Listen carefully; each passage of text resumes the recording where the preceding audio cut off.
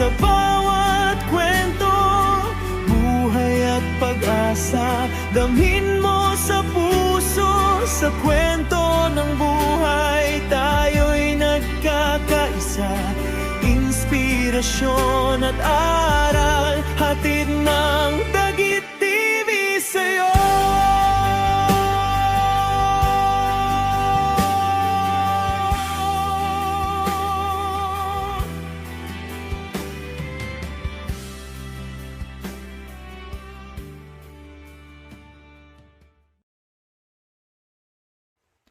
Lolo, sige na po. Maglaro na po tayo.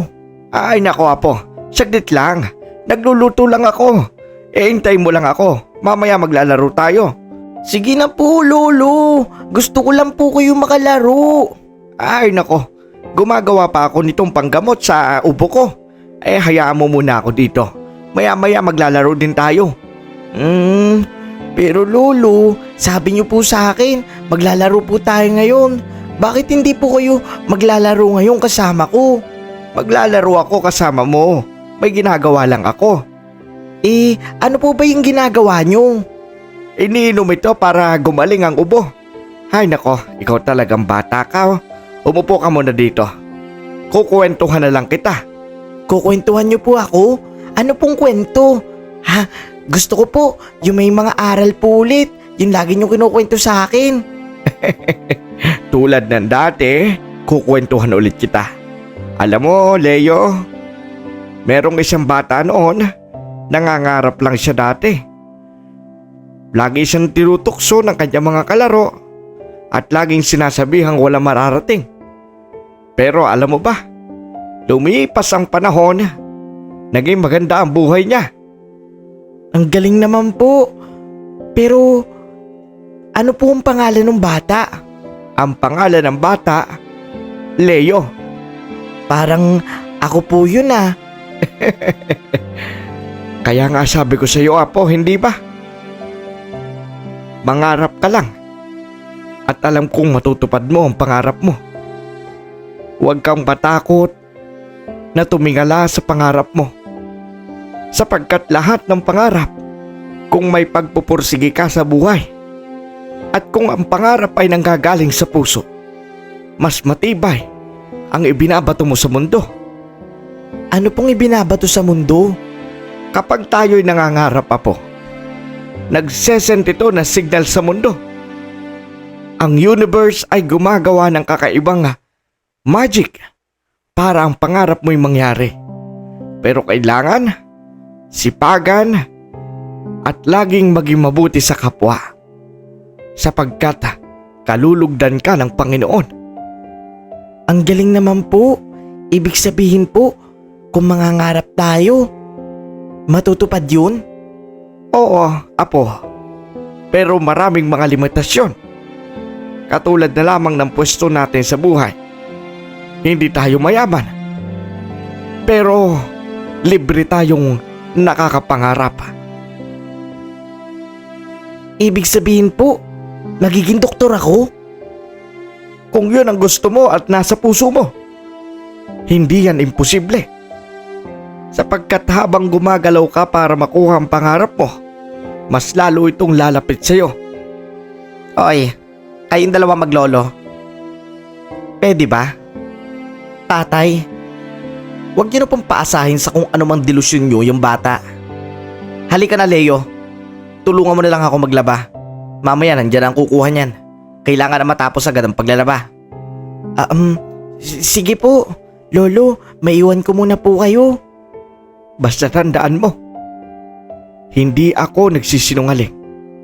Totoo lahat ng sinasabi ko. Lolo naman, hindi po ba sabi ko sa inyo?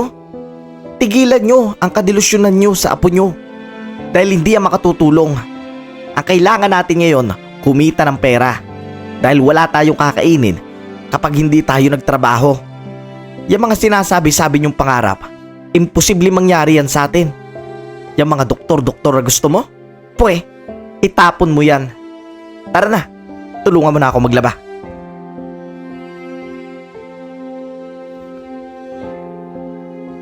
Magandang araw po Mr. Dagit at sa lahat ng inyong mga makikinig. Gusto ko pong ibahagi sa inyo ang kwento ng buhay ko. Alam ko na marami na namang iiyak at marami na namang makakarelate sa aking kwento. Pero isa lang siguro ako sa mga taong biktima ng hirap sa buhay. Bata pa lang po ako ng mga panahon na ito Mr. Dagit. Mga 8 taong gulang o 9 na taong gulang. Ang natatandaan ko lang, isa akong batang gustong maglaro araw-araw. Pero maraming hadlang ang humahadlang sa akin. Katulad na lamang ng kailangan ko magtrabaho at tulungan ng aking nanay sa kanyang paglalabandera. Yun po kasi ang pinaghahanap buhayan ng aking nanay. Maliit lang naman ang binabayad sa kanya pero itinatawid namin yun araw-araw. At dahil din sa tulong ko ay natatapos naman niya ang kanyang trabaho. Hindi na po ako nakapag-aral noon Mr. Dagit dahil nga sa kakulangan namin ng pinansyal. Ang aking pong ama ay maaga pong nawala. Ina ko na lang po ang kasama ko at ang aking lolo. 3 lang po kami sa loob ng iisang barong-barong. Mahirap lang po at salat ang buhay namin sa probinsya. Ang pinagkakakitaan ng lolo ko ay ang kanyang pagbabasura sa palengke. Kumukuha siya ng mga bakal, bote at plastik kung saan yun naman ang ibinebenta niya sa junk shop. Nang sa ganon, meron kaming maiuwi kahit magkano. Mr. Dagit, bata pa lamang po ako ay malapit na ang loob ko sa aking lolo. At hindi ko naman maitatanggi kung bakit malapit ang loob ko sa kanya. Siguro'y dahil na din sa napakaganda ng mga pangaral niya palagi sa akin at palagi niya akong sinasamahan sa mga lungkot na buhay ko. Palaging siya ang kasama ko sa hirap at ginhawa. Palagi siya nandiyan kapag wala akong kalaro. Umiiwas din kasi sa akin ang aking mga kalaro dahil minsan ay binubuli nila ako. Pero nandiyan si lolo para kwentuhan ako ng mga bagay na gusto kong matutunan. Marami ako natutunan sa piling ng aking lolo Mr. Dagit. Nandiyan na palagi ko siyang kasama sa bawat paglalaro namin. Kahit kita ko na nahihirapan na siyang gumalaw, ay ayos lang sa kanya. Mahilig din po siyang gumawa ng herbal at yun naman po ang kanyang iniinom para nang sa ganon ay makalayo-layo siya sa sakit. Kung minsan, tinuturuan niya akong gumawa ng herbal.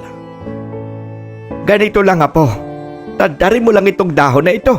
Kunin mo ang katas at ilagay sa baso. Lagyan mo ng konting asukal at lagyan mo rin ng konting kalamansi.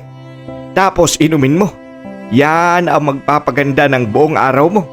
Magiging energetika at paniguradong hindi ka mapapagod sa kalalaro. Talaga po lolo, kapag ininom ko to, hindi ako mapapagod sa kalalaro. Grabe, ang galing naman po pala nito. Sabi ko nga sa'yo, hindi ba? Ibinibigay na ng Panginoon sa atin lahat ng makakapagpagaling sa atin. Ang kailangan na lang nating gawin ay kunin ito at ating inumin, kainin. Kaya dapat apo ha, maging mahilig ka sa gulay. Dahil ito, magpapahaba ng buhay. Tama po kayo lolo, pero nung nakaraan po di ba, hindi po tayo nakapaglaro.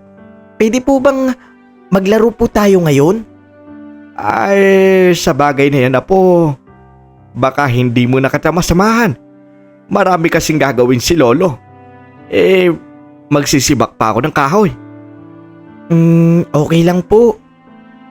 Sige po, pupunta na lang po ako doon sa may mangga. Tatambay na lang po ako mag-isa. Saglit lang apo. Binibiro ka lang eh. Oh, hawakan mo itong bola. Doon ka sa kabila. Ako dito sa kabila. Oh, tara na. Talaga po, maglalaro po tayo. Sige na, sipain mo na. Mr. Dagit, ng araw na yon naging masaya po ang araw ko dahil naglaro ulit kami ni lolo. Ang paborito naming laro Mr. Dagit noon ay pasahan ng bola. Kapag ito ay lumampas sa aming mga paa at hindi namin nasalo, taya na. Ang matataya doon ay iikot ng 5 beses. Mahihilo. Minsan ay nagtatawanan kami kapag nakikita naming nahihilo ang isa't isa at bigla na lamang natutumba. Ganon kasi talaga ang aming laro, Mr. Dagi. Sobrang saya. Kahit pawisan na ako ay ayos lang. Ininom ko na din ang ibinigay sa akin na gamot ni Lolo. Hindi ko naman siya masasabing gamot. Siguro'y para lang isang gulay na magpapabalik ng enerhiya mo at hindi ka gaanong mapapagod. At ramdam ko rin naman niya yun ng araw na yon. Kaya naman sobrang saya ko dahil kahit papaano, nakapaglaro ako bilang isang bata. At kahit si Lolo, alam ko sa sarili niya na ayaw niya na maglaro, pinipilit niya para maging masaya lang ako. Teka lang Apo, ay pagod na ako eh. Sorry po Lolo, gusto ko po kasi talaga maglaro pa. Lugi ako sa'yo. May magic kang ininom. Ay ako wala. Kuha mo nga akong tubig doon. Sige po, wait lang po. Oo, Mr. Dagit, kasama na sa araw-araw na buhay namin na palagi kaming pawisan at pagod sa kalalaro. Kaya naman yun na din ang nagiging dahilan para magalit si nanay. Ayaw na ayaw kasi ni nanay na madadatnan kaming naglalaro lang. Gusto niya, Mr. Dagit, ay magtrabaho ako kahit bata pa lang ako. Ganon kasing klase ng magulang ang aking nanay, Mr. Dagit. Mas gusto niya na makita akong kumikita ng pera kesa makita ako naglalaro. Ayaw niyang ma-enjoy ko ang aking pagkabata. Pagkatapos nga namin maglaro ni Lolo noon, ay napansin kong naghahanda na siya ng 2 sako kung saan alam ko kung ano ang kanyang gagawin naman ngayon. Paniguradong mangangalakal naman siya ngayon. Lolo, ang aga pa po. Bakit po mangangalakal na kayo? Sabi kasi ng nanay mo, aga-agahan ko daw ang pangangalakal dahil nauunahan daw ako. Nakukuha daw yung mabibigat na bakal. Tama din naman siya pero okay lang din naman ito sa akin. Pero Lolo, kailangan po magpahinga muna kayo. Kakatapos lang po natin maglaro, hindi ba? Ayos lang naman sa akin Apo. Kaya ko naman ang sarili ko eh. Lolo, alam ko na po. Teka lang po. Oh, anong kukunin mo? Yung sapatos ko po, sasama po ako sa inyo. Tutulungan ko kayo. Ay, hindi na. Diyan ka na. Kaya ko na ito. Saglit lang din naman ako mangangalakal ngayon. At uuwi lang din naman agad ako. Pero Lolo, wala po kasi kayong kasama. Kaya ko naman ang sarili ko Apo. Basta, hintayin mo na lang ako dito ha? Hoy, Leo, bawal ka sumama sa lolo mo. Dito ka, tulungan mo ako maglaba. Bibirahin kita eh. Sige po, hindi na po ako sasama. Basta Lolo, mag-ingat po kayo dun ha. Ito talaga nga po ko, konserbatibo. Talaga mag-iingat ako palagi Apo. Dahil gusto kong makita pa napaka-cute mong pagmumuka. Ikaw talaga Lolo, napaka-bulero mo. Sige po, mag-ingat na po kayo. Ay, nasa na ba yung isa ko sako? Tatatluhing sako ko na. Nasa ganun marami naman ako maiuwi. At wala na ako marinig sa isa dyan. Pinaparinggan niyo pa po ba ako? Ay, hindi naman. Nakakatawa ka Lolo.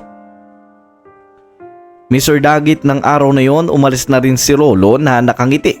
Kumakaway-kaway pa siya sa akin habang daladala ang sako. Alam ko na sa mga oras na ito, Mr. Dagit, nakakangiti pa siya sa akin. Pero alam kong pagdating niya sa trabaho ay doon na ang matinding bugbugan.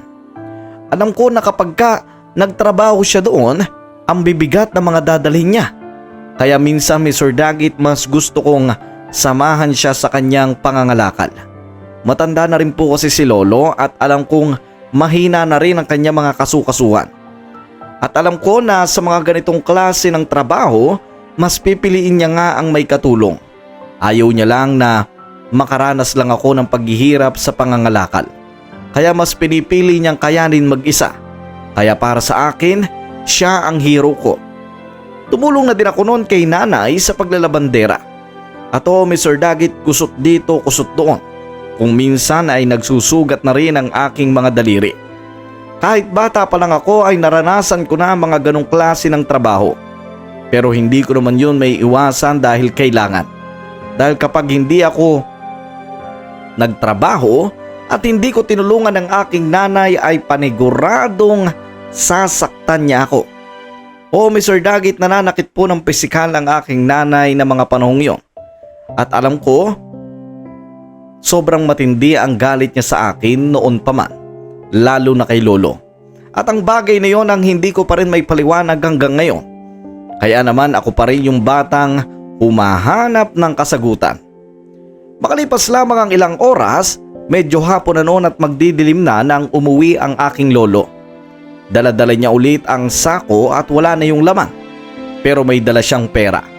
Ang pera na yon ay ang pinagbentahan niya sa kanyang mga nakalakal. Ang pera na yon ang kanyang pinaghirapan maghapon. Ang pera na yon ang gagastusin namin sa aming pangkain. At ang mapupunta kay lolo? Wala. Walang kahit ano. Dahil para sa kanya, magtatrabaho siya para sa akin.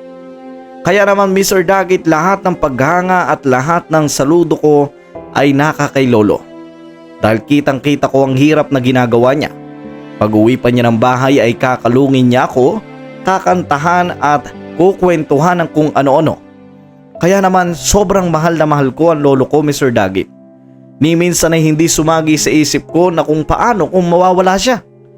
Ni minsan ay parang ayaw na ayaw kung mangyari yon. Siguro'y mas pipiliin ko pang ako ang unang mawala bago siya. Lolo, magkano po yung napag-anuhan nyo? Kalakal. Alam ko na, hihingin mo yung barya, no?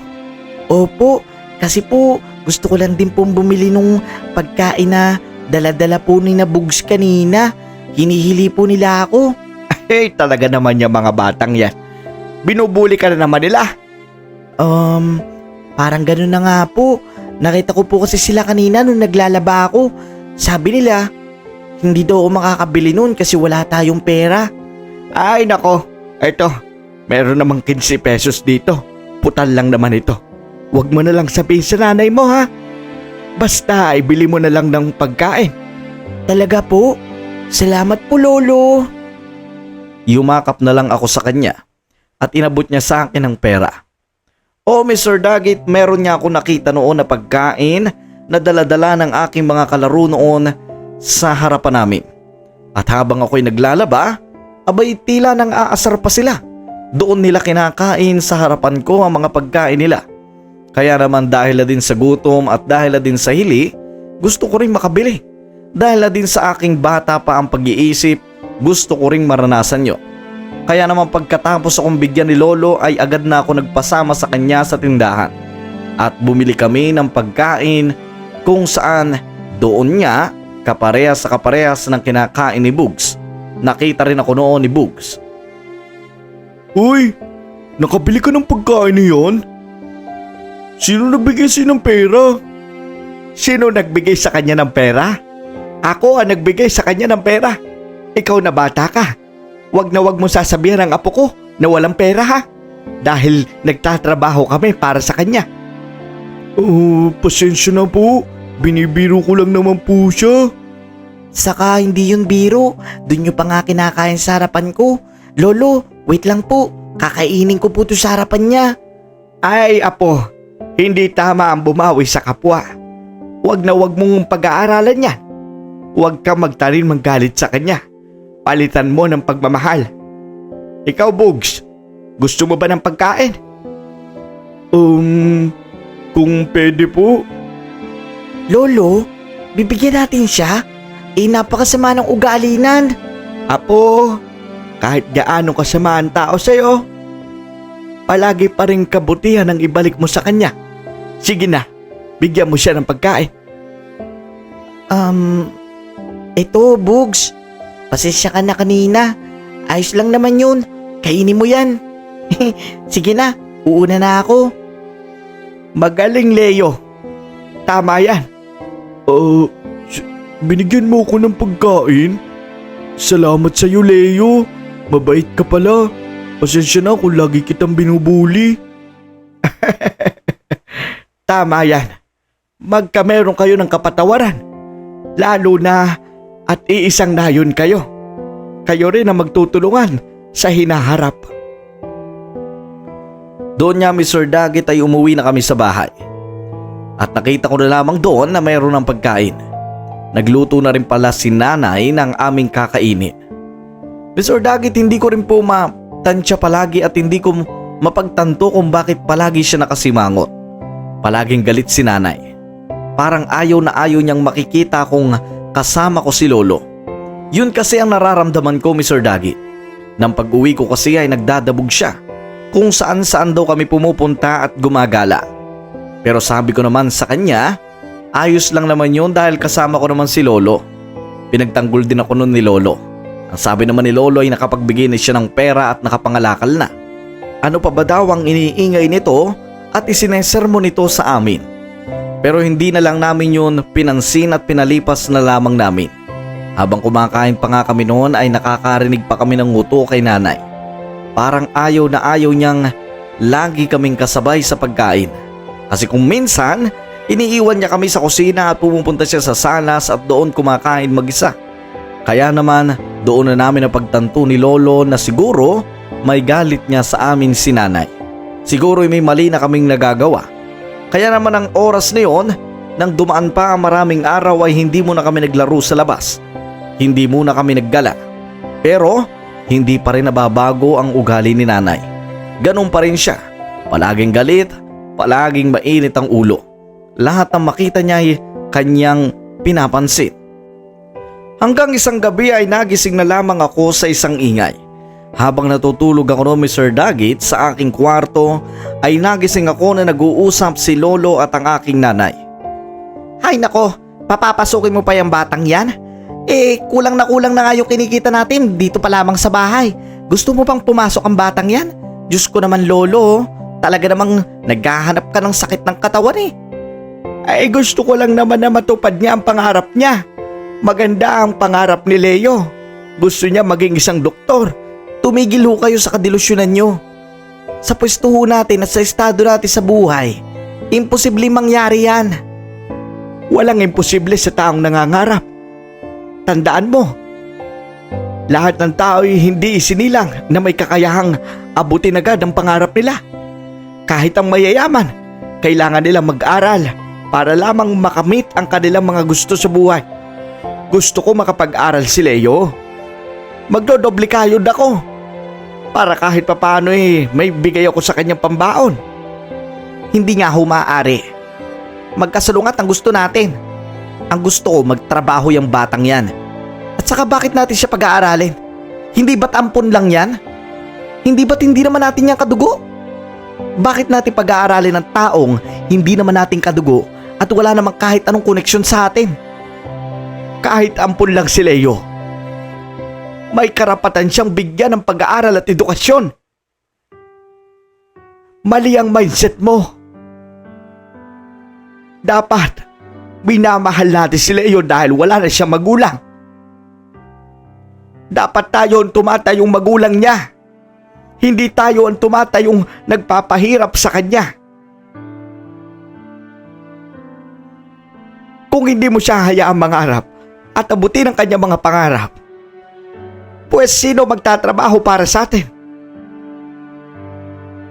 Sino mag-aangat sa atin? Hindi naman sa sinasabi kong umasa na lang tayo kay Leo. Pero siya ang pag-asa natin, hindi ba? Oo, ampun lang si Leo. Pero ang turing ko sa kanya, totoong apo ko siya. Ni minsan, hindi ko tinuring na anak ang batang yan. Si Jerry lang naman na may gusto na ampunin yan eh. Pero wala na ho ang anak niyo si Jerry. Matagal na hong patay. Kung tutusin, pwede ko na nga kayong palisin dito dahil wala na rin naman akong obligasyon sa inyo. Wala na si Jerry. At ang pinangahawakan ko na lang, ang mga pangako ko sa kanya na alagaan ko yung lintik na ampon na yan. At hindi ko yung gagastusan para sa kanyang kinabukasan. Ano? Magiging maganda ang buhay ng hindi natin kadugo habang tayo namamatay dito? Gusto nyo ba mangyari yun, Lolo? Alam kong hindi magagawa ni Leo na pabayaan tayo. Ang gusto ko lang, hayaan mo siyang magkameron ng free will. Hayaan mo siyang makapagdesisyon sa buhay niya. Sinabi sa akin ni Leo na gusto niya makapag-aral. At gusto kong ibigay yun sa kanya. Kaya sana naman, pagbigyan mo ang bata. Hindi. Magtatrabaho siya. At hindi siya papasok sa paaralan na yan. Kahit paano sabihin niyo, Lolo, wala na kayong kapangyarihan para magdesisyon. Dahil kung palalayasin ko kayo dito, mabubulo kayo. Napakawala mong puso. Wala na akong puso. Pero gusto ko masunod na gusto ko. Magtatrabaho si Leo at hindi mag-aaral. Tabi dyan. Aalis na ako. Nay? Lolo? Ay, Apo, nandiyan ka pala. Marami ka ba narinig? Hindi lang kami nagkakasundo ng nanay mo. Gusto ko kasi sanang pag-aralin ka.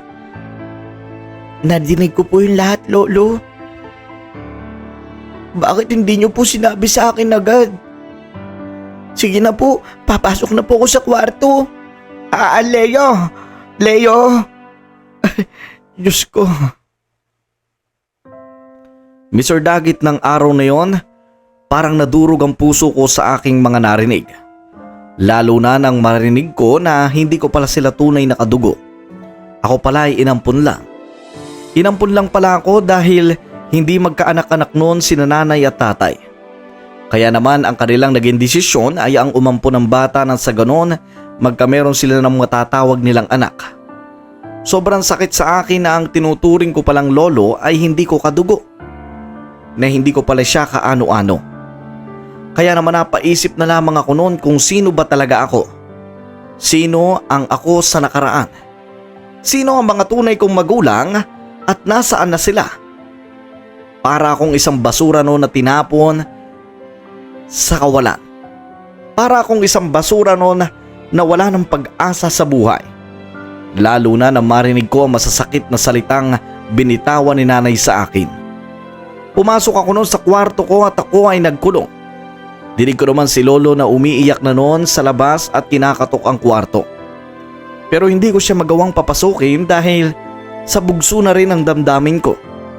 Iyak lang ako ng iyak noon. Habang si Lolo, nagmamakaawa na buksan ko ang pintuan. Kaya naman wala na rin ako nagawa at binuksan ko na rin yun.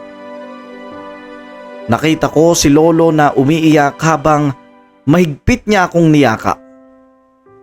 At sinabi niya sa aking, sorry. Sorry dahil hindi niya nasabi kaagad. Sorry dahil inilihim niya sa akin. Alam niya kasi na hindi pa ito ang panahon para malaman ko ang mga bagay na yun. Masyado pa akong bata para maramdaman ko ang sakit ng nakaraan. Masyado pa akong bata para maramdaman ko ang sobrang puot na aking nararamdaman ngayon. Apo, pasensya ka na. Hindi ko nasabi agad sa'yo. Mahina lang ang loob ni Lolo. Pero kahit gano'n, tinuring naman kitang pamilya. Gusto kitang papasukin, Apo. Pasensya ka na. Hindi po pala kita tunay na lolo. Nasaan na po yung pamilya ko? Kahit hindi na po ko makapasok, gusto ko lang po malaman yung katotohanan. Apo, huwag kang umiyak ka. Alam ko na kahit wala na ang pamilya mo, kahit hindi mo sila kasama ngayon, andito naman si Lolo. Mahal na mahal ka ni Lolo. Hindi kita pababayaan.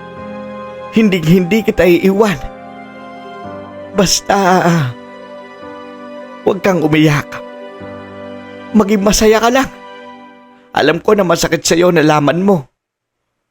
Pero kailangan mong tanggapin na ito ang binigay ng mundo na buhay sa'yo. Kailangan mong tanggapin na ganito ang buhay mo ngayon. At ang maipapangako ko lang sa'yo, iingatan kita at aalagaan kita, mamahalin na parang tunay kong apo. Kung wala ka ng ina at ama, ako ang ina at ama sa'yo, ako na rin ang lolo at lola mo. Halika. Payakap ako. Mr. Dagit, nang panahon na yon naramdaman ko ang init ng yakap ni Lolo. Nakita ko rin ang kanyang mga luha, nakitang-kita ko rin ang sakit sa kanya. Alam niya kasi at alam ko rin Mr. Dagit na ayaw niyang makikita akong umiiyak at nasasaktan. Ganon akong kamahal ni Lolo. Kaya naman Mr. Dagit ng gabing yon, para akong nawala sa ulirat at para akong nag-reset. Parang hindi ko nakilala ang sarili ko. Mas madalas na malungkot ako, mas madalas na tahimik ako. Pero si Lolo hindi sumuko sa kanyang misyon sa akin. Pinatunayan niya Mr. Dagit na kahit masakit ang mga narinig ko, nandiyan siya para tanggapin akong muli. Nandiyan siya para mahalin ako, para patawanin ako, para kwentuhan ako. Kaya naman Mr. Dagit, makalipas lamang ang ilang buwan, natanggap ko na rin kung anuman ang mga narinig ko. Kahit masakit, okay na sa akin. Kahit mahirap, tanggap ko na. Dahil kung ito ang binigay sa akin ng kapalaran ay ano pa ba ang gagawin ko? Nandiyan naman niya si Lolo at ramdam ko naman niya na genuine ang pagmamahal niya sa akin. Ramdam ko na ang pagmamahal niya sa akin ay higit pa sa isang pamilya. Alam ko na katulad ng isang tunay na lolo, kaya niya ring ibuwis ang buhay niya para sa akin. Kaya naman nang ako ay medyo makamubon na ay niyakap ko siya at sinabing, mahal na mahal kita lolo. Kaya naman noon Mr. Dagit, wala na rin po kami nagawa sa desisyon ng aking nanay. Ginusto niya na magtrabaho ako Mr. Dagit. Habang naglalaba nga ako noon at tinutulungan siya ay tumayo siya at may kausap siya sa cellphone. May kausap ang aking nanay. Sabay ibinaba niya ang telepono niya at lumapit sa akin. Nandoon din si Lolo noon na ng araw na yon nagsisibak siya ng kahoy. Ako naman ay naglalaba at busy para naman matapos na din ang aming labahin ng araw na yon. Leo, tumayo ka muna dyan. May sasabihin ako sa'yo. Teka lang po. Tatapusin ko lang po ito. Tinapos ko nga lang ang konti kong nilalabahan at sumunod na rin ako kay mama sa loob ng bahay. Tumawag na sa akin yung construction site na tinawagan ko noon. Sabi nila nangangailangan sila ng tao. Ipapasok kita doon. Wala ka nang gagawin doon at magtatrabaho ka na lang. At ang kikitain mo doon, ibibigay mo sa akin. 500 yun kara-araw. Wala kang kukupitin. Lahat ibibigay mo. Nagkakaintindihan tayo? Ano po yung construction site? Hay nako, construction site. Parang gumagawa ng bahay, ganon. Pero ang gagawin mo doon, magbubuhat-buhat ka lang. Saka tutulong ka sa mga tao doon. Sa mga nagtatrabaho din doon. Ganun po ba? Sige po. Kailan po daw po magsisimula? Bukas sa bukas na, umaga, pumunta ka doon ha. Kapag hindi mo binigay sa akin ang sasahudin mo, malilintikan ka talaga sa akin. At huwag na huwag ka magiging sakit sa ulo ng tao doon, ng boss doon. Kasi kapag nagsumbong yun sa akin, papaluin kita. Nagkakaintindihan tayo? Ay, teka lang Delma. Anong naririnig ko? Pagtatrabahuhin mo sa construction site ang bata. Bakit po lolo? Ano po ba ang gusto nyo? Diyan siya magtrabaho? Tumulong na lang ng tumulong sa paglalabandera ko? Aba, iisa lang din naman ang sinasahod namin kahit natulong siya eh. Gusto ko, may sinasahod din siya para sa kanya. At gusto ko, mas malaki yung pumapasok na pera dito sa bahay. Kaya lolo, wag yun na pakalman kung ano man ang gusto kong mangyari sa bata na to. Dahil wala naman ho kayong karapatan eh. Nasa akin lahat ng papeles. Ng batang to, nung siya inampun ko, dapat siya mapunta sa akin. Oo.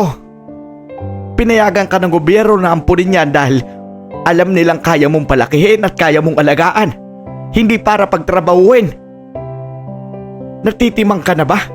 Sa construction site mo pa siya patutulugin? Doon mo pa siya pagtatrabahuhin? Hindi ka ba naawa sa bata? Hindi mo ba alam kung ganong kahirap doon? Ikaw kaya maghakot ng mga hollow block doon? Kahit pa po anong sabihin nyo, bukas sa bukas, gusto kong makita ka Leo doon. Hindi. Hindi ako makakapayag. Sige po, kung hindi kayo papayag, palalayasin ko kayo dito. Natahimik na lamang si Lolo noon. Wala kasing kapangyarihan na magsalita si Lolo noon, Mr. Dagit, dahil nakikitira nga lang kami sa bahay na yon.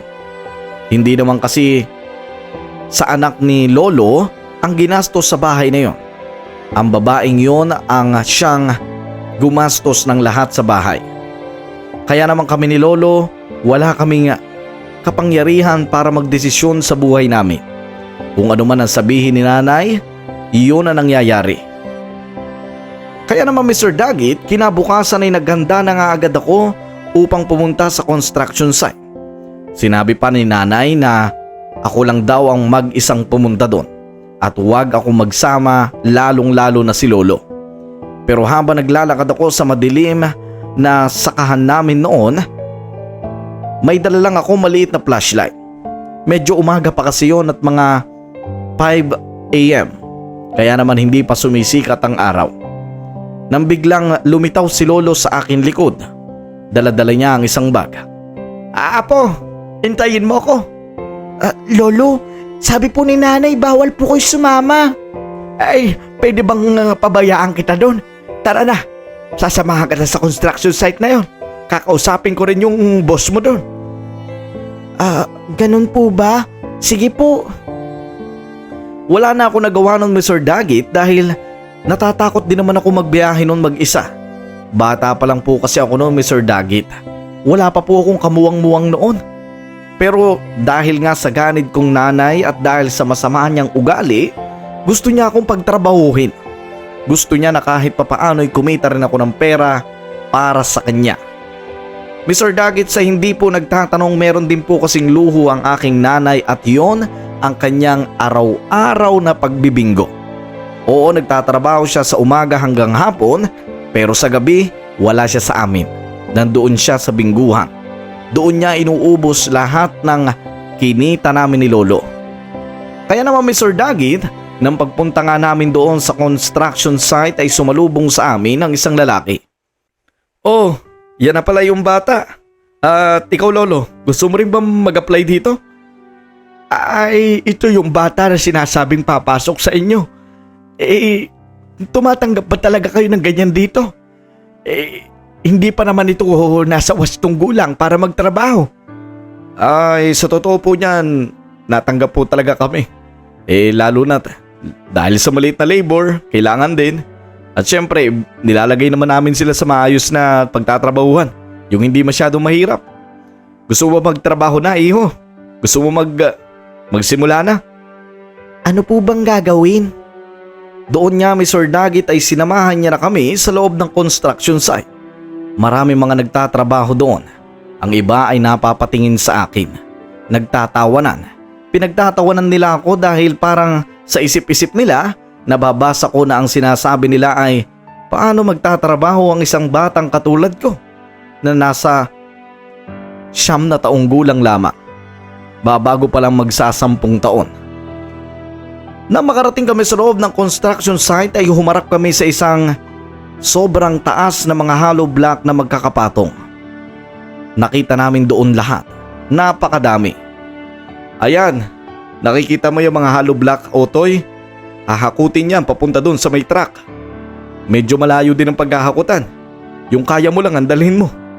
Pwede ka na magsimula ngayon. Ililista ko na ang time na pag-in mo at mamaya pag nag-out ka, ililista ko din. Ito po? Parang mabigat po ito.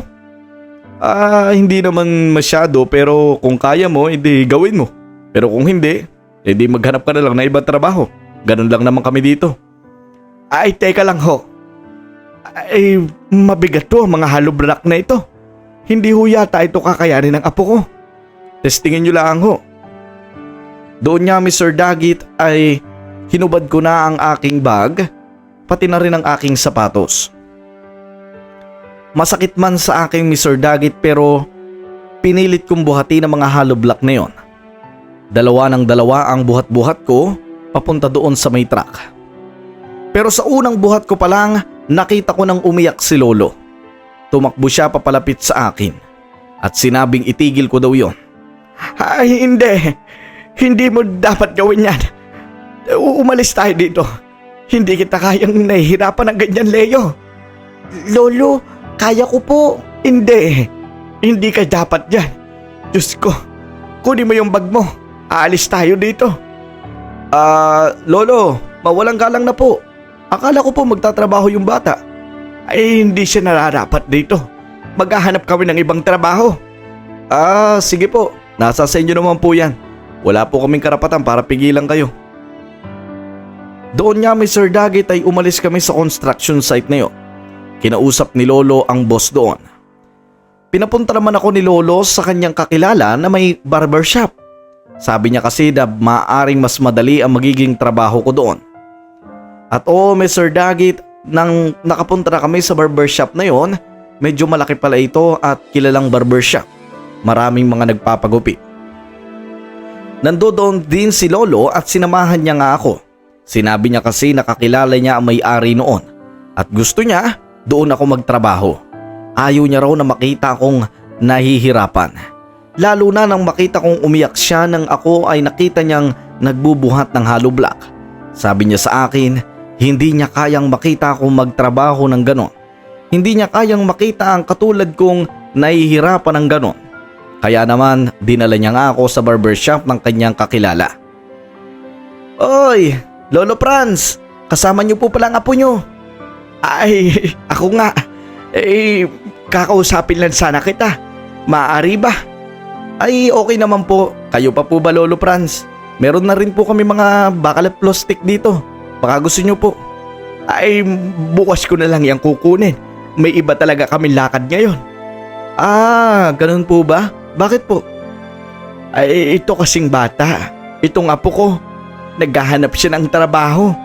Hindi ako nagpapatrabaho sa kanya, ha? Yung nanay niya. Alam mo na, gusto siyang piliti magtrabaho. Pero sana kung meron man kayo dyan na kunting bakante, baka mabigyan nyo. Naku, pinagbabawal po ng batas natin na pagtrabahuhin ng mga bata, hindi ba? Pero ganito na lang po. Hindi natin bibigyan siya ng trabaho. Ang gagawin ko na lang, bibigyan ko na lang siya ng pera. Tapos, dito lang siya, samahan niya lang ako dito. Para kahit papano hindi ako nalulungkot, may kasama akong bata. Ay, ganun ba? Ay, napakabait naman pala nito ni Rico. Talaga po? Ganun lang po yung magiging trabaho ko? Samahan lang kayo? Oo naman. Hindi naman dapat pagtrabahuin ng katulad mo eh. Saka naawa din ako sa inyo. Marami na rin po kasi ako, Lolo Franz, na nababalitaan na ganun nga daw po kahirap yung buhay nyo. Pati yung bata ay sinasama sa paglalaba. Ay, nakakarating pala siya yun. Pero maraming salamat sa iyo dahil bibigyan mo ng trabaho ang bata. Hindi po yung trabaho. Gusto ko lang po talaga may kasama dito. Hindi ko naman po siya utos-utusan dito. Gusto ko lang po kahit papano may magbantay-bantay lang po dito kapag aalis ako saglit. Minsan po kasi may binibili po ako dyan sa labas. Hindi po talaga ako makaalis dito sa barbershop kasi wala magbabantay. Maayos nga yun. Hindi ka masyado mahihirapan doon, apo. Tama po kayo. Doon niya, Mr. Daggett, ay yun niya ang napili naming trabaho. At pinapasok naman niya ako doon ng kakilala ni Lolo. Mabuti na lamang at mabait siya. Malaki na rin naman kasi talaga ang kinikita ng barbershop na yon, kaya parang wala na lang sa kanila na magbayad ng tauhan. Kaya naman, Mr. Daggett, ang ginagawa ko doon kapag wala akong magawa ay nagwawalis-walis ako ng mga buhok na nalalaglag. Kung minsan, nakagawian ko na din na magpakwela sa mga customer. Kaya mas lalong lumakas ang barbershop na yon. Hindi naman po kasi sa pagmamayabang, Mr. Daggett, nung bata pa po talaga ako ay sobrang cute ko. Sobrang nauhumaling ang mga tao sa akin, lalo na sa kakulitan ko. Lahat ng mga customer doon ay dinadaldal ko kaya palagi silang bumabalik doon para makita ako. Ang iba, nagbibigay pa ng tip sa akin. Binibigyan ako ng pera. Kaya naman, naging maganda ang trabaho ko doon, Mr. Daggett. Dumating din ang araw na sinabi sa akin ni Lolo kung gusto ko daw talaga mag-aral. At sinabi ko naman sa kanya na gustong gusto ko. Kaya naman ang araw na yon, nag-ipon niya kami Mr. Dagit. Ang mga sobra sa kinikita ko ay iniipon namin ni Lolo. Nang sa ganon, makapasok ako sa paaralan. Alam ko Mr. Dagit na zero chance na payagan ako ng aking nanay na makapag-aral ulit. Ayaw niya kasi talaga na mag-aral ako at gusto niya ay magtrabaho lang ako na magtrabaho. Kaya naman Mr. Dagit, ang ginawa na lamang namin noon ni Lolo ay nag-ipon kami ng pera nang sa ganon, makaipon kami at makapasok ako ulit. Sinabi ni Lolo na aming isisikreto yun kay nanay at umiisip siya ng paraan kung paano niya itatago ang aking sikretong pagpasok. Lumipas pa nga ang mga araw hanggang sa palagi kong kinukwentuhan ng mga kwento ang mga customer ng barbershop na yon. Habang ginugupitan sila, kinukwentuhan ko sila ng mga istorya. Ang mga istorya na yon, narinig ko lang din kay Lolo. Yung mga istoryang kinukwento sa akin noon ni Lolo. Ang sabi pa ng ibang customer, para daw silang bumabalik sa pagkabata. Yung kasi yung mga istorya ni na Matching at ni Pagong. Marami pang iba, mga pambatang kwento. Hanggang sa isang Amerikano doon na nagpapagupit at nung unay hindi niya ako pinapansin. Kinukwentuhan ko lang siya ng kinukwentuhan. Pero nang magbayad na siya sa cashier, bumalik siya sa akin. Anong pangalan mo? Ako po? Ang pangalan ko po Leo. Kayo po? Ako si Roger. Magaling ang kwento mo. Ngayon ko lang narinig yun. Ganun po ba? Maganda po yung kwento kasi po, yun po yung mga kinukwento sa akin ni Lolo. Magaling ang kwento mo. Lalo na ang lolo mo. Sobrang brilliant ng batang ito. Tumingin siya sa may-ari ng barbershop. Nakangiti naman ang may-ari ng barbershop.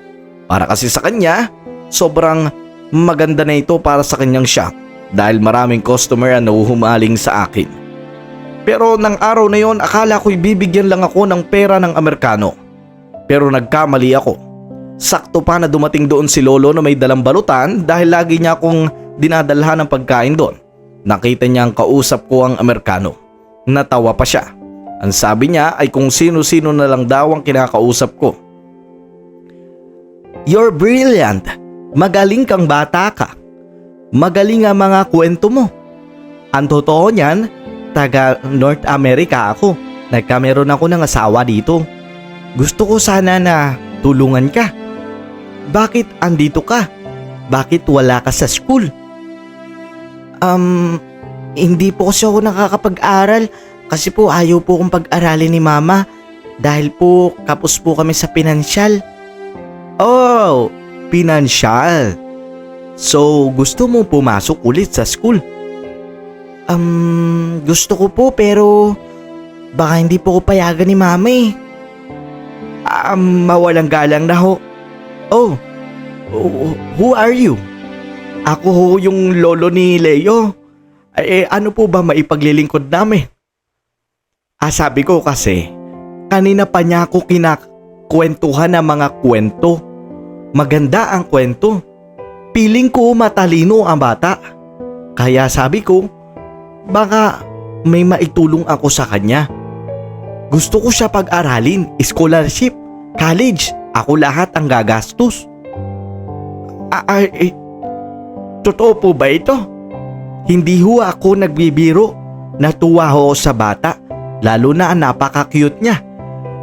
Tamang-tama, naghahanap din naman ako ng matutulungan ko dito sa Pilipinas. Bakit hindi ko tulungan ang bata? Doon niya Mr. Dagit ay sobrang saya ko. Pati na rin si Lolo na napaiyak pa nga sa sinabi ng Amerikano na yon. Napansin ko Mr. Dagit na hirap pa siyang magtagalog dahil babago pa lang daw siya sa Pilipinas at inaaral pa lang niya ang lengguwahe ng ating mga kababayan. Sinabi niya na nagkameron siya ng asawang Pilipina dito sa Pilipinas kaya naman nandito siya ngayon at dito naninirahan. Natuwa daw siya sa akin dahil sa aking mga kwentong kinukwento sa kanya habang siya'y ginugupitan. Kaya naman gusto niya daw akong tulungan.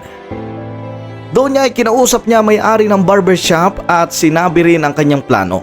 Pumayag din ito Lalong-lalo na si Lolo na habang umiiyak ay napayakap pa sa Amerikano. Pati na rin ako. Sobrang higpit ng yakap ko. Sobrang tuwang-tuwa ako, Mr. Dagit, dahil ngayon hindi na namin kailangang mag-ipon ng sobra-sobra para lamang makapagpasok ulit ako. Ngayon ay makapag-aaral na ako ng libre dahil sa isang Good Samaritan. Nang araw na yun niya, Mr. Dagit, nagkameron kami ng bagong pag-asa sa buhay. Pag-asa na makakapag-aral na ako at baka ito na ang pagkakataon para maabot ko ang aking pangarap. Yun ay ang isang maging doktor. At lalong-lalo pat ipinangako ko kay Lolo na ako mismo ang gagamot sa kanya kapag nagkasakit siya. Ako mismo ang magiging doktor niya. Yun ang pangako ko sa kanya. Lumipas pa ang maraming buwan at doon na nga ipinarases ng kanuna yon ang aking muling pagpasok. Ang nakakagulat pa, Mr. Dagit, hindi niya ako pinapasok sa public, kundi sa isang private na paaralan. Pero bago ang lahat ng yon, kinausap muna ako ni Lolo isang gabi sa amin habang tulog noon si Nanay. Apo, papasukin mo ako dito sa kwarto mo. May sasabihin ako sa'yo. Teka lang po, Lolo. Paano niyo po nalaman nagising pa po ako? Alam ko namang hindi ka makakatulog dahil makakapasok ka na ulit, hindi ba? Opo, Lolo. Sobrang saya ko po talaga. Hindi po ako makatulog. Makakapag-aral na po ako. Sobrang gustong-gusto ko po makapag-aral, Lolo. Buti na lang po binigay ito sa atin ng Panginoon. Tama yan, Apo. Magpasalamat ka sa Panginoon. Sobrang natutuwa ako dahil makakapag-aral ka na. Sobrang ito ang pangarap ko para sa iyo. Gusto ko makapagtapos ka ng pag-aaral. Pero Lolo, hindi pa po alam ni Nanay na mayroong kanuna na nagpapaaral sa akin ngayon. Paano po ako makakapasok? Paano po pag nagsimula na po yung pasukan? Makikita niya po ako naka-uniform. Yun na nga, Apo, ang pinunta ko dito. May good news ako sa'yo. Pumayag na yung may-ari ng barbershop dahil nagpapasalamat din daw siya sa'yo dahil lumakas ang barbershop niya. Doon mo daw dalhin lahat ng mga gamit mo sa school. Doon ka uuwi. Kunwari nagtatrabaho ka pero pumapasok ka sa paaralan. Talaga po? Pero paano po yung sahod ko doon? Huwag ka mag-alala. Sabi nung kano, siya magbibigay sa'yo ng pera. Talaga po? Doon, Mr. Dagit, sobrang saya ko. Parang lahat ng problema ko na iniisip ko ng gabing yon ay nalutas. Dahil iniisip ko nga, Mr. Dagit, paano nga naman ako makakapasok kung pati ang nanay ko ay talaga namang sobrang ayaw na mag-aral ako. Ang gusto niya, magtrabaho ako. Walang kaalam-alam noon si Nanay, Mr. Dagit, na mayroon na pala kaming plano na muli akong pumasok. Na mayroon palang kano na tutulong sa akin.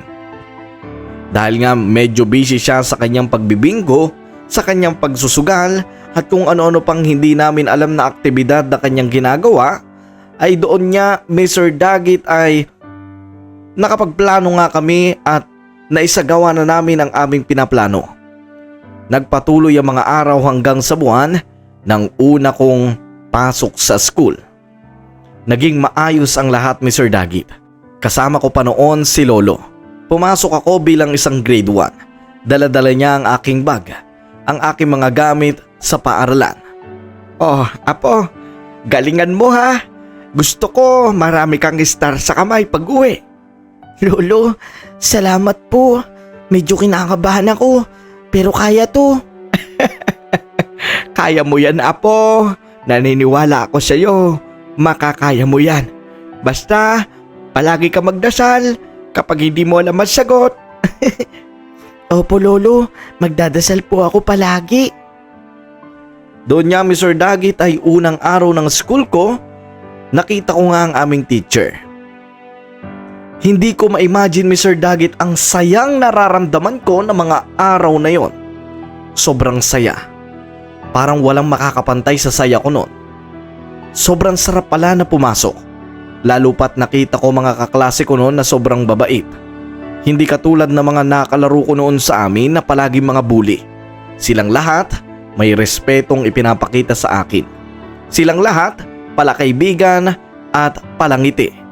Kaya naman Mr. Dagit, sobrang nag-enjoy ako sa unang araw ng aking pasukan. Kinuwento ko pa nga kay Lolo pag uwi ko sa bahay ang mga nangyari sa paaralan. Wala pa naman nun si Nanay Mr. Dagit kaya hindi niya maririnig ang pinagkukwentuhan namin. Sobra din ako nagpapasalamat nun sa kano Mr. Dagit. Kung minsan ay pumupunta ako sa bahay nila, nagdadala ako ng mga saging at mga prutas para ibigay sa kanya. Para kahit papano'y mapalitan ko ang kabutihang ibinibigay niya sa akin. Sobrang cute na cute daw sa akin ang kano na yon Mr. Dagit. Para daw niya akong tunay na anak kung tingnan niya ako. Pero para sa akin Mr. Dagit, masaya ako dahil may mga taong nakaka-appreciate sa akin at may mga taong gustong tumulong kahit hindi ka kadugo. May mga taong kaya kang gastusan kahit wala kang ginawa sa kanilang ibang kabutihan. Alam ko Mr. Dagit na sa mga panahon na yon, unti-unti ko nang naaabot ang aking pangarap. Hanggang sa makalipas ang isang taon, doon na nagbago ang lahat. Isang dagok ang dumating sa amin ni Lolo. Isang mahirap na pangyayari ang nangyari sa amin. Mga walang hiya kayo. Sige, umalis ka dito Lolo. Umalis ka dito sa bahay ko. Ikaw Leo, manatili ka dito. Lolo, huwag niyo po akong iwan. Ay, hayaan mo Apo. Kaya ko ito. Basta ipagpatuloy mo ang pag-aaral mo.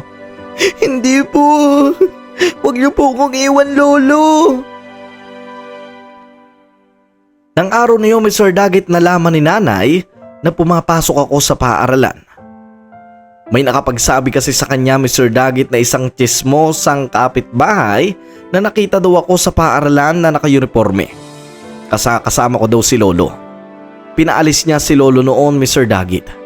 Sobrang sakit sa akin Mr. Dagit na palayasin ang lolo ko na parang hayop.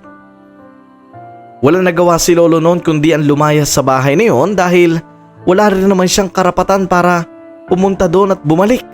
Dahil yon ay bahay ng aking nanay. Mr. Dagit, ng araw na yon, sobrang tindi na naging iyak ko. Nagwawala pa ako noon. Pinapalo-palo pa ako ni Nanay. Marami mga kapitbahay ang nanonood sa amin. Si Lolo naman, kahit nasa sa malayo na, sumisigaw siya na maging mahinahon ako. Sinasabi niyang magiging maayos din ang lahat. Inabot na lang niya sa akin Mr. Dagit ang isang parang maliit na kawayan. Yung kawayan na yon ay parang pabilog na maliit na meron nakaukit na parang isang prutas. Doon, ibinigay niya yun sa akin at akin daw yun laging dadalhin. Hindi ko alam kung para saan yun pero ang sabi niya, alaala niya raw iyon para sa akin. Hindi kasi namin alam kung muli pa kami magkikita ni Lolo. Lalo pa at pinalayas si Lolo. Ayaw na daw makita ni Nanay ang pagmumukha noon. Doon ko nakita kung ganong katindi at kung ganong walang konsensya ang aking nanay nang palayasin niya si Lolo. Gabi-gabi Mr. Dagit, araw-araw nawalan po ako ng ganang pumasok. Hindi ako nakakapasok noon sa paaralan. Tinatanong na din ako ng kanunoon kung bakit hindi ako pumapasok. Pero ang sinasabi ko lang sa kanya, yun nangyaring problema sa amin dahil pinalayas ang lolo ko. Naintindihan niya naman ako Mr. Dagit at sinabi pa niya na pumunta ako sa bahay niya para formal niya ako makausap. Pumunta ako doon Mr. Dagit at sinabi ko sa kanyang tulungan niya ang aking lolo. Pero ang sabi lang niya, ayaw niya makialam sa mga ganitong klase ng problema. Dahil daw natatakot siya na baka lumaki pa ito at madamay siya. Hindi ko siya masisisi sa bagay na yun Mr. Dagit dahil kahit sino nga naman ayaw makisawsaw sa mga problemang ganito. Makalipas lamang ang ilang araw, isang katok ang dumating sa bahay namin. Katok na may otoridad. Katok na malakas, medyo mahinahon at parang may hinahanap. Hindi ito si Lolo Mr. Dagit. Hindi rin ang kano. At mas lalong hindi ang may-ari ng barbershop. Pagbukas ni Nanay ng pinto, mga pulis ang bumungad sa kanya. Doon ako nagulat Mr. Dagit. Doon ako nabigla. Hindi ko alam ang gagawin ko noon. Nanay, bakit po may mga pulis? Ay, ano may paglilingkod namin? Teka lang ho, huwag niyo akong hawakan. Mawalang galang na po. Pero meron po kaming warrant of arrest laban sa inyo. Anong warrant o pares ho ang sinasabi ninyo? Wala ho akong kasalanan. Marami ho kayo na labag na batas. Lalong-lalo na ho ang child abuse at ang pagpapalayas nyo sa isang matanda. Marami pa po, lalo na ang mga sugal. Kailangan nyo maharap at harapin ang inyong mga kaparusahan. Kailangan nyong maharap sa hukuman. Eka lang ho, hindi ko ho alam ang sinasabi ninyo. Hindi ko naman ho sinasaktan ng anak ko. May nakapag-video at isinento sa amin. Agad ho namin itong inimbestigahan at nakita namin kayo ho talaga nasa video. Matibay ang mga ebidensya laban sa inyo. Kaya inaaresto ka namin sa salang child abuse at marami pang ibang kaso. Ikaw ay may karapatang kumuha ng iyong abogado. Kung hindi mo kayang kumuha ng abogado ay ito ay paglilingkod ng batas sa inyo at ng gobyerno sa inyo. Naiintindihan mo ba mga karapatan mo? Doon Mr. Dagit, inaresto nga ang aking nanay. Dahil pala daw sa mga sugal at pati na rin yung pangbubugbog sa akin niya, meron pala nakapag-video noon at pinadampot siya. Kaya naman doon napagtanto kong siguro'y nakaligtas siya sa mata ng mga taong naaawa sa akin. Pero sa mata ng batas, hindi siya nakaligtas. Nagpatong-patong ang kaso noon ni nanay at doon ko nalaman na matagal-tagal pa pala siya bago makabalik. Bago muling makalaya. Iyak siya ng iyak noon. Humihingi ng tawad sa akin. Ako naman, umiiyak din noon pero wala akong ibang magawa kundi titingnan na lang siya. Alam ko rin kasi noon na sobrang laki ng galit ko sa kanya, lalo pa nung pinalayas niya si lolo. Hindi ko alam noon at wala akong ideya kung nasa saan na ang lolo ko noon, Mr. Dagit. Hindi ko alam kung saan siya hanapin. Makalipas pa maraming araw at maraming buwan, ipinagpatuloy ko ang pagpasok ko at lalong-lalo na ay ang paghahanap namin kay lolo. Pero kahit saan-saan kami mag-ikot-ikot, hindi namin talaga siya makita, Mr. Dagit. Palagi kong tinitingnan ang hawak-hawak kong kawayan na bilog na ibinigay sa akin ni lolo. Ang kawayan na yon ay mismong inukit ni lolo. Kaya naman Mr. Dagit, sobra nawala na ako ng pag-asa noon na muli ko siyang makita. Dahil kahit ang mga pulis tumulong na din sa paghahanap sa kanya, hindi rin siya makita. Marami nagsasabi na sumakay daw ito ng isang sasakyan, ng isang bus at kung saan na daw ito pumunta. Ang hindi namin alam ay kung nasa saan siya. Tumulong na din ang kano para mahanap si lolo pero ni minsan ay wala kaming natanggap na kahit anumang impormasyon galing sa kinaroroonan niya. Kaya naman ipinagpatuloy ko ang pagpasok noon kahit sobrang hirap. Piling ko Mr. Dagit, durog na durog ako. Piling ko parang sasabog ako. Mabuti na lamang Mr. Dagit at pinatira ako ng kano na yon sa kanilang bahay. Siya ang nag-alaga sa akin. Sila ng kanyang asawa. Itinuring nila akong parang tunay nilang anak. Pinapasok, pinag-aral, pinakain at kahit anumang kailangan ko, ibinibigay nila. Parang ang naging anak na nga nila ako. Sila na ang tunay kong kinilalang mga magulang. Dahil sila, may mabuting puso sila para sa akin. May konsyensya at merong awa sa kapwa. Nagtagal-tagal pa ang panahon hanggang sa habang Kuya Roger ang tawag ko sa kano ay naging Tatay Roger na. Pati na rin sa kanyang asawa na si Lisa. Sobrang bait din niya. Kaya naman hindi ako magtataka na sila nagkatuluyan. Pareha silang mabait na mag-asawa. Makalipas pa ang ilang taon Mr. Dagit ay nakapagtapos din po ako ng pag-aaral pati na rin ng kolehiyo. Nagtapos po ako ng kursong pre-med course. Ito yung kurso na kukunin kung gusto mo maging isang doktor. At well Mr. Dagit, hindi naman po sa pagmamayabang ay nakapagtapos din ako ng Doctor of Medicine. Kaya naman nakamit ko rin ang aking pangarap noon nang muli akong makapasa ng board exam. Doon Mr. Dagit, naging isa akong ganap na totoong doktor. Hindi na ako ngayon yung uhuging batang tinatawanan at binubuli. Hindi na ako ang batang Leo. Ako na ngayon si Dr. Leo Capio. At doon Mr. Dagit, sobrang saya ko na. Pero kahit papaano, parang 50-50% pa rin. Dahil hindi ko pa rin makakalimutan ang isang taong naging kaagapay ng buhay ko. Ang isang taong naging kasama ko nung bata pa ako. Ang bumuo ng pagkabata ko. Ang bumuo ng lahat ng mga memories ko sa buhay. Kung bakit naging matatag ako. Kung bakit nangarap ako. At kung paano ko inabot ang pangarap ko dahil sa lahat ng kanyang mga itinuro sa akin. Walang iba kundi ang aking lolo Franz. Mr. Daggit, marami po mga pagsisiyasat at maraming paghahanap ang ginawa para sa aking lolo. Pero kahit gaano pang katindi ang paghahanap na ginawa namin, wala po talaga kaming makuhang impormasyon galing sa kanya. Bagay na ipinagtataka ko. Minsan niya kahit mahirap isipin, kahit iniiwasan kong isipin, iniisip ko na baka pumanaw na siya. Baka wala na siya. Parang ang sakit sa akin, Mr. Daggit, na parang hindi niya man lang nakita kung sino na ang batang Leo at yung apo niya dati na sobrang mahal na mahal niya. Hawak-hawak ko pa rin ang ibinigay niya sa akin noon bago siya maumalis. Iyon ay ang isang kawayang pabilog na may nakaukit na prutas. Tiningnan ko ang prutas na yun. Pinagmasdan ko. Pinagtanong-tanong ko sa mga taong malapit sa akin at mga katrabaho ko. Mga doktor din, mga nurse. Sinabi nila na ang nakaukit doon ay isang saging. Kaya naman, Mr. Daggit, nag-research ako kung ano bang meaning ng saging na ito. Kung ano ba ang nilalaman nito. Kung baka nandito ang sagot kung nasaan ang lolo ko. Pero wala akong nakitang kahit ano. Sinuri ko na matindi ang iniwan niya mga bagay sa akin. Pati na rin ang kanyang jacket na sinabi niyang dalhin ko palagi. Nasa sa akin pa rin.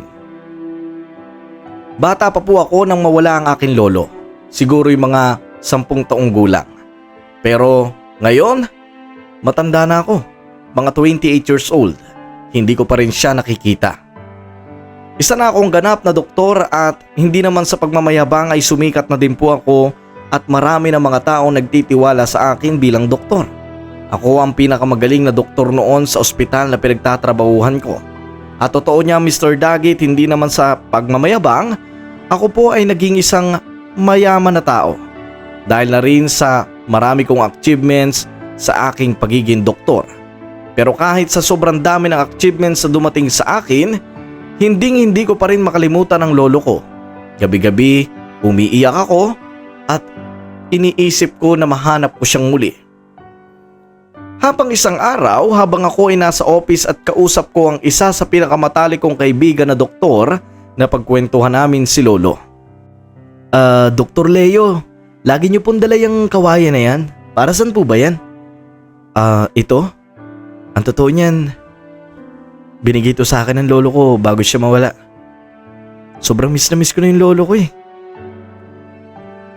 Siguro, kung kaya ko lang magbayad ng lahat ng tao, kung kaya ko lang magbigay ng kahit mga bilyon-bilyon na pera para lamang mahanap yung lolo ko, gagawin ko na eh. Pero kahit ganoon, hindi ko pa rin siya mahanap. Hindi ko pa rin makita kung nasan siya. Sana man lang, bigyan ako ng clue ng Panginoon para makita siyang muli. Gusto kong makausap ulit siya. Gusto kong malaman yung buhay niya. Gusto kong makita ulit siya. Gusto kong iparanas sa kanya yung buhay na gustong gusto niya maranasan. Kasi ako, nararanasan ko na eh. Si lolo, alam ko, siguro sobrang hirap ng buhay niya ngayon. Kaya kahit anong mangyari, hindi ako titigil para mahanap siya. Kaya pala lagi niyong dala-dala yung kahoy na yan. Matindi pala talaga ang memories dyan sa inyo. May sentimental value kumbaga. Tama ka dyan. Saka pinangako ko kasi kay lolo, akong gagamot sa kanya kapag nagkasakit siya. Doon niya, Mr. Daggit, lumipas pa maraming buwan at maraming araw hanggang sa dumating ang araw na isang araw na mahiwaga para sa akin. Ang dami noong Mr. Dagit na isinugod sa ospital na mga matatandang babae, matatandang lalaki. Marami silang nagsugudan. Hindi ko alam kung bakit pero ang sabi nila, sabay-sabay daw nagkasakit. Kaya naman nagkameron din kami ng research noon kung bakit. Wala namang virus. Wala rin kahit anong sakit na kumakalat. Pero siguro nagkataon lang at coincidence na sabay-sabay sila.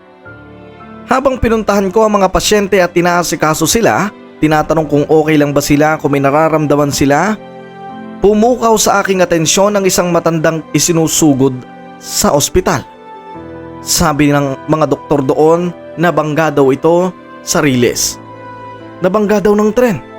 Mabuti na lamang daw at hindi pumailalim dahil paniguradong durog ito kung pumailalim sa riles ng tren. Nasagian daw ito at malubha daw ang tama. Wala naman daw bali pero ang dami niyang sugat. Kaya naman agad na pumukaw ng atensyon ko ang matanda na yon. Na mga panahon na yon, Mr. Dagit, dahil bilang doktor ako ang tinawag nila agad. Sabi nila ay suriin ko daw yon. Kaya naman agad akong pumunta sa matanda na yon. Pagpunta ko nga doon ay nakita ko nga siya na medyo nahihirapan na at kitang-kita ko na iniinda niya ang mga sugat niya. Sinabi ko sa kanya na kumalma lang siya. Kaya naman bilang isang doktor ay ginawa ko lahat na makakaya ko para kahit papaano mabawasan ang mga sakit na nararamdaman niya sa kanyang katawan. Doon Mr. Dagit, bigla ko naalala ang aking lolo. Habang ginagamot ko ang lolo na ito. Sabi ko, siguro'y kung nabubuhay pa si lolo baka kasing tanda niya ito. Ang matandang nasagasaan sa may riles ng tren. Kaya naman doon Mr. Dagit, hindi pa masyado makapagsalita ang matanda dahil sobrang iniinda niya ang sakit. Pero makalipas lamang ang ilang oras ay medyo humupa na din naman ang mga sugat niya. Kaya naman doon ay lumapit na ako sa kanya para tanungin siya. Daladala ko din kasi ang gatas at pagkain niya. Lolo, kamusta na po kayo? Ayos na po ba kayo?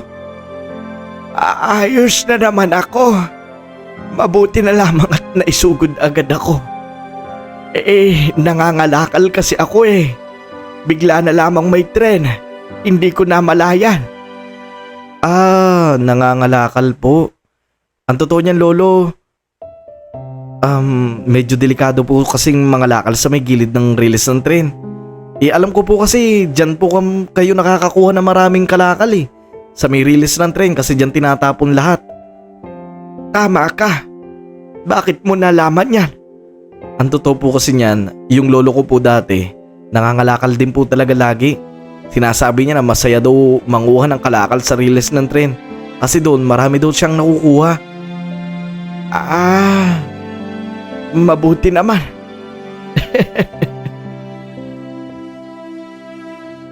Nang ibinabot ko na nga sa kanya ang kanyang pagkain, umalis na din agad ako.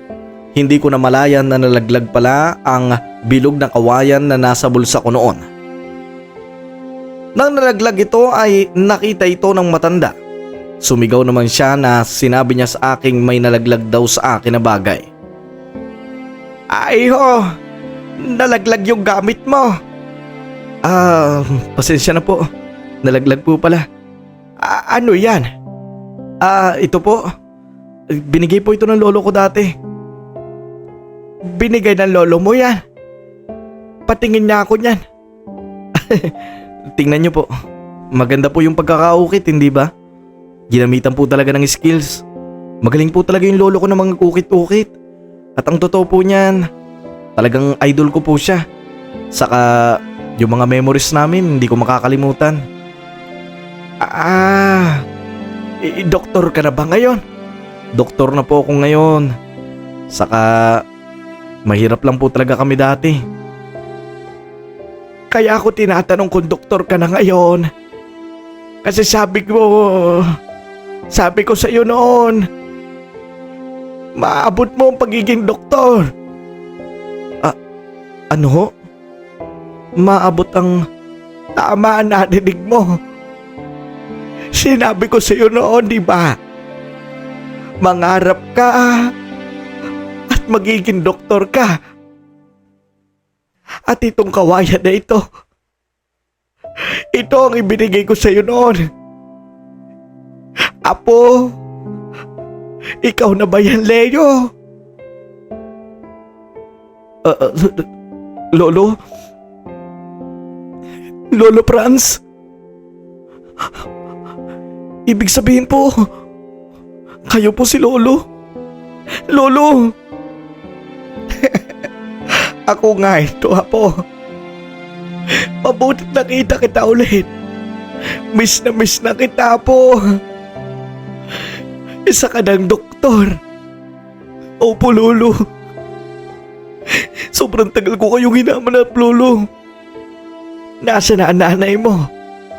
Nakulong po siya, Lolo. Napakarami niyang kaso. Lolo, bakit po kayo nagpasagasa sa release ng tren? Ayaw niyo naman po mag-ingat eh. Diyos ko, isang himala nangyari. Parang kagabi lang nananalangin ako na makita kita, Leo. Malaki kasi ang kutob ko na isa ka ng doktor eh. Kaya sa mga hospital, yung nababalitaan nyo na may matanda lagi na nasa may pwesto. Na lagi ando doon, nakabang sa mga pinto. Ikaw talaga ang hinahanap ko. Nakikita ko na po kayo dati. Nilalampasan ko lang po kayo. Ayos lang yun, Apo. Ang mahalaga, nagkita tayong mali. At simula ngayon, hindi na tayo maghihiwalay. Lolo, may iba po ba kayo nararamdaman? Ako po ito si Leo. Doktor na ako. Sabihin niyo lang po kung ano nararamdaman niyo. Pagagalingin ko kayo. Thank you, Lolo. Bumalik po kayo. Wala naman akong iba nararamdaman. Siguro nararamdaman ko yung hapdi na sugat ko, pero mas nangingibabaw ang kasiyahan. Napuno ng emosyon ang kwarto na yon. Hindi ko na nga napansin, Mr. Dagit, na marami na palang nanonood sa amin noon.